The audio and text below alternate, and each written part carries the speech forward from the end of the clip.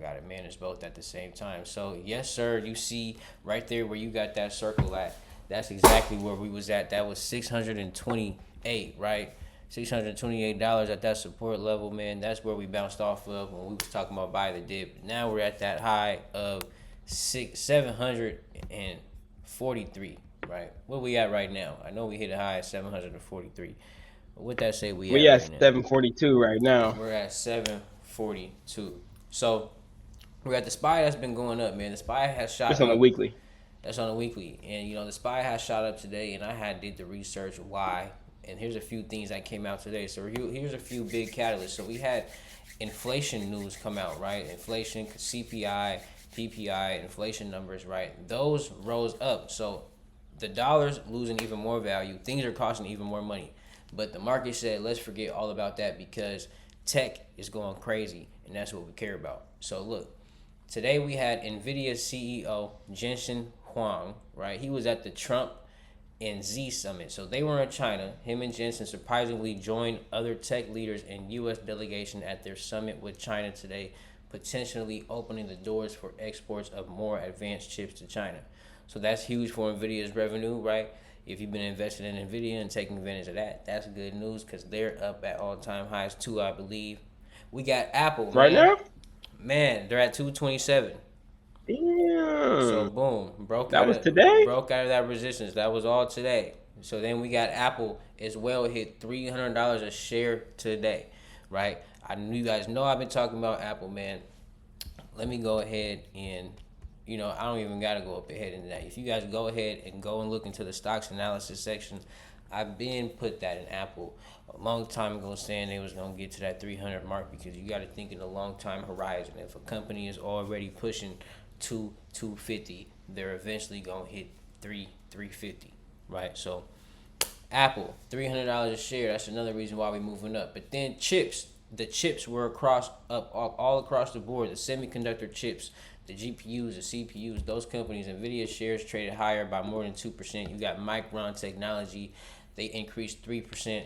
And then the semiconductor ETF, if you don't want to own any of these companies individually, you can get the semiconductor ETF up 2%. So the chips is going crazy, right?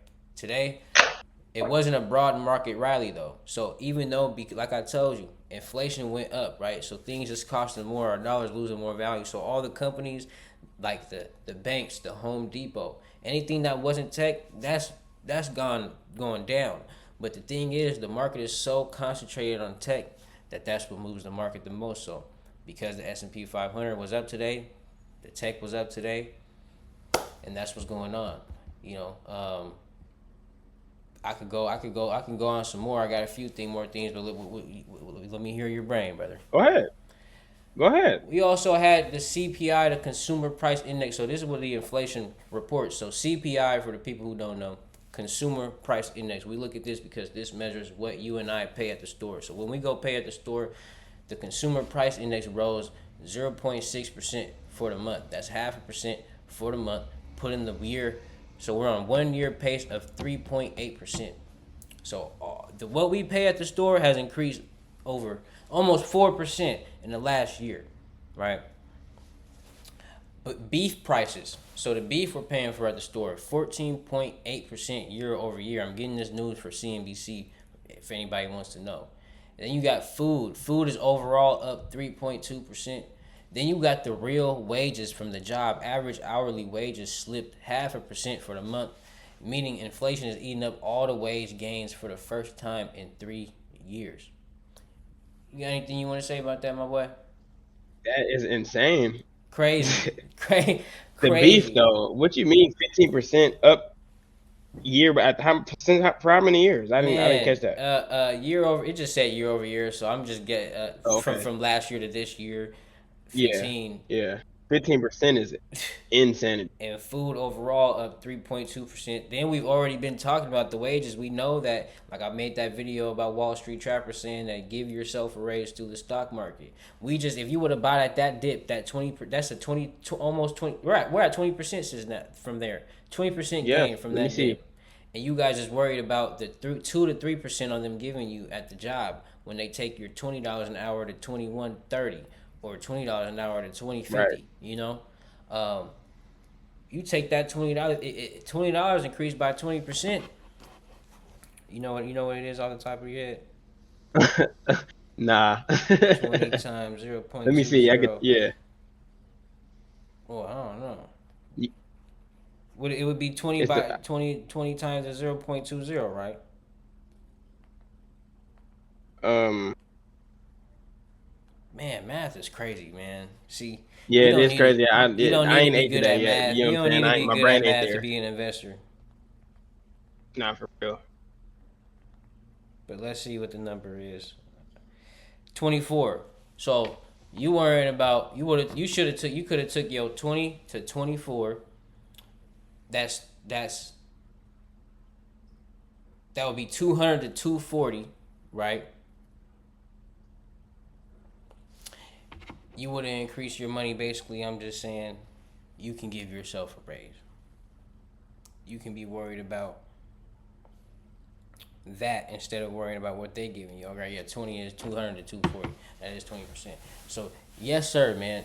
So with that's why you need to invest so you can outpace the inflation, right? Then you got the PPI, right? So the producers price index. This measures what the business is paying for their goods before they sell it to us. Because if they paying more, it's gonna cost more for us to get what they getting. So wholesale prices rose 1.4% for the month, and nearly triple the 0.5% forecast, and the biggest monthly jump since March 22. On an annual basis, producers price index is up 6%. A 15.6% surge in gas prices alone accounted for 40% of the increase in their wholesale prices. But it wasn't just energy. The services index jumped 1.2%, with two-thirds of that driven by 2.7% in trade services. Assigned tariff costs are starting to bleed through. And the root cause of all this is the Iran war and the tariffs. The Iran war is raising costs for U.S. businesses at a rate not seen in nearly 4 years, with the blockade of the strait keeping oil supplies constrained. It says economists say even if a deal was reached today between the strait, it could take 6 to 9 months for prices to normalize. So does that mean we could still keep going, hitting all time highs every other week? You know what I'm saying?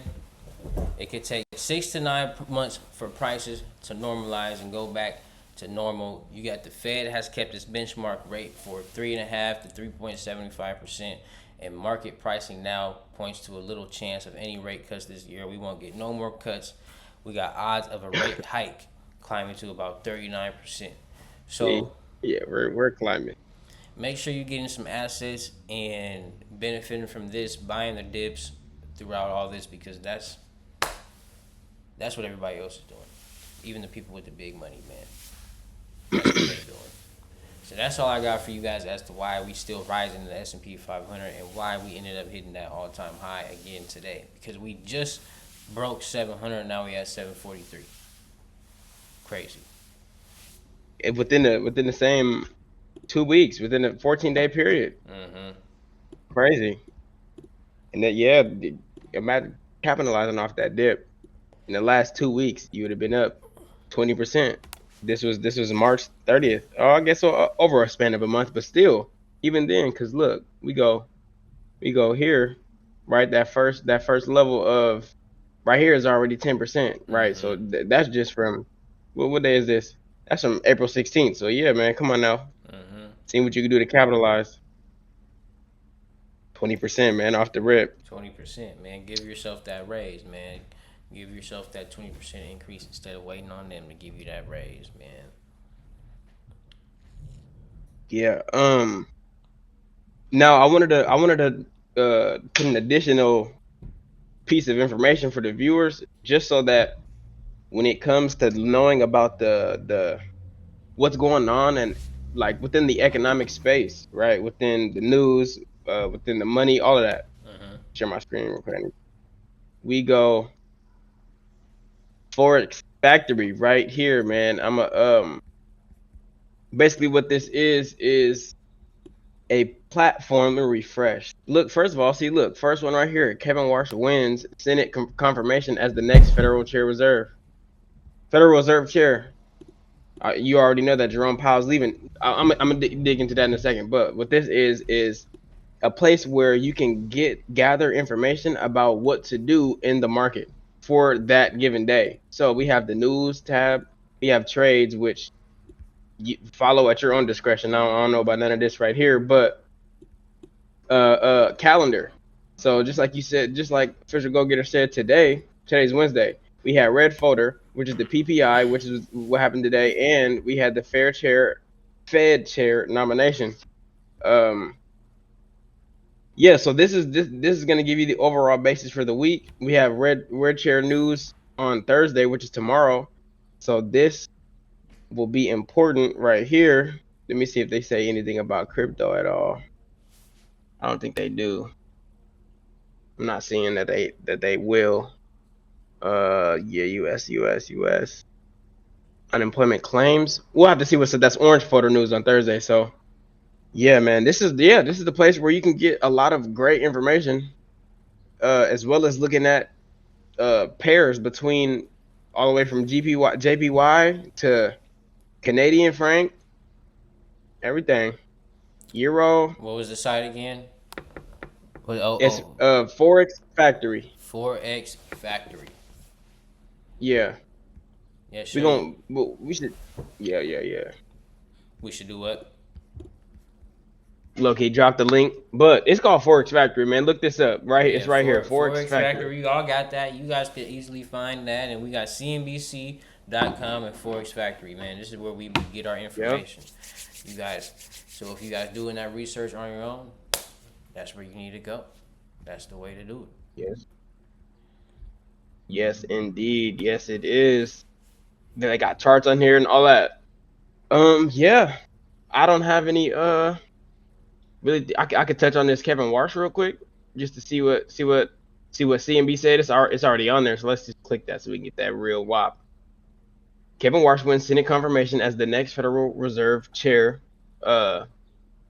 He was confirmed on Wednesday as the next Fed chair with a 54 to 45 vote. Um, that was the closest in the modern day era. I wonder why they said, or like, why it was so. It was close, is what I'm saying. Okay. Now read it in. Read it in. I see.